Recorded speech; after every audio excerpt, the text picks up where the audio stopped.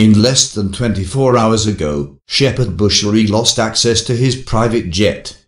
The National Prosecuting Authority has confirmed that the aircraft is under the control of a curator. This occurred after an application issued by the state for a preservation order, while investigations into Shepherd Bushiri and his wife, Mary Bushiri, continue. Shepherd Bushiri has until Friday the 22nd of February 2019 to oppose the application.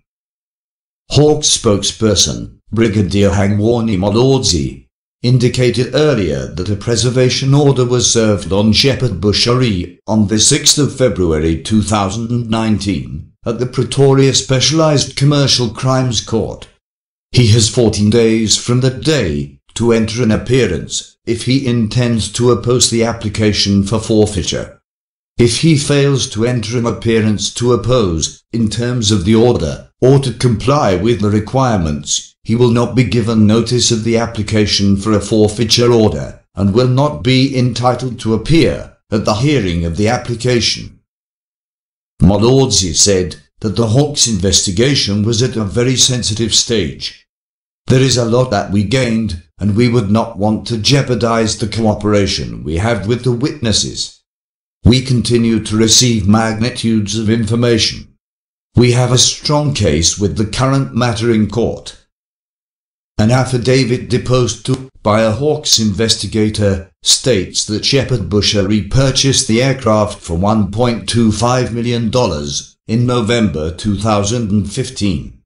However, last year, the South African Reserve Bank investigators assisted the Hawks to probe the purchase of the aircraft.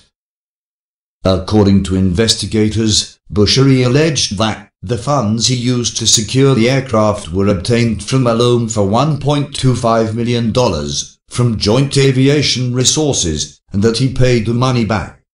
An investigator from the South African Reserve Bank then requested the bank statements, but he was unable to trace any transactions that matched the amount. It was then concluded that Bushiri might have provided false information to the department about how he obtained the funds. But in his affidavit, Bushiri disputed the allegations. He maintained that the reports were not only factually untrue, but they were also malicious, as they are intended and designed to tarnish his good image. I have never exported funds, except for the nominal amounts admissible in terms of the foreign exchange control, or gold, from the Republic. All the relevant times when I travel from the Republic, the South African police and immigration authorities conducted a thorough check on my person, and all those accompanying me, which in itself would negate any export of funds, or gold, in that sense, he said in the affidavit. Shepherd Bushiri added that his ministry acquired the Gulfstream from the National Airways Corporation at a price of $1.25 million. He said the funds for the payment of the aircraft were secured by a loan from Joint Aviation Resources. The ministry repaid the funds in South Africa to Joint Aviation Resources. The source of the repayment of the loan to Joint Aviation Resources was church donations to the ministry. Joint Aviation Resources will be in a position to provide proof that it was fully paid, he said. Investigators also interviewed Sabine Stefanie Kruger, a director at Joint Aviation Resources. She alleged that she had never seen a loan agreement and did not have any knowledge of such an agreement. The signature on the agreement indicates a possible resemblance to that of her husband, who resigned from his directorship in 2017. Kruger stated in her affidavit that Joint Aviation Resources was neither authorized nor permitted to deal in US dollars or any foreign currency. The receipts are false, as Joint Aviation Resources does not issue receipts at all. Joint Aviation Resources only issues invoices to customers, she told investigators.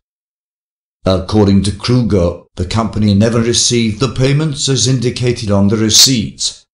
She also stated that she had never met Shepherd Bushiri and that Joint Aviation Resources didn't do any business with him. Stephanie Kruger's husband, Henry Kruger, also told investigators that he did not recognize the loan agreement. "I also dispute my signature on the said document. The receipts shown to me are also fabricated, as Joint Aviation Resources do not issue such documents," Henry said in his affidavit. Investigators concluded that it was evident that Shepherd Bushiri intentionally and falsely presented to the South African Reserve Bank that the money he used to buy the aircraft originated from Joint Aviation Resources. The investigator in the matter said, although he was not a handwriting expert, he compared Henry Kruger's signature, as reflected on the purported loan agreement, with his signature on his affidavit. "It is evident that on the face of it, these signatures differ," reads the affidavit. In addition, both Stephanie and Henry Kruger confirm that the receipts provided by Shepherd Bushiri to create the impression that the loan amount was repaid to Joint Aviation Resources are false. Joint Aviation Resources does not issue receipts at all. Joint Aviation Resources only issues invoices to customers. It is evident that in an attempt to explain the origin of the funds, the loan agreement was fabricated. It is submitted that the aircraft was bought under highly questionable circumstances. On Friday, the 1st of February 2019, Shepherd Bushiri and his wife, Mary Bushiri, were arrested by South Africa's Directorate for Priority Investigations, Hawks, for alleged fraud and money laundering. The arrest took place at the Sparkling Waters Hotel and Spa, Rustenburg, Northwest Province of South Africa.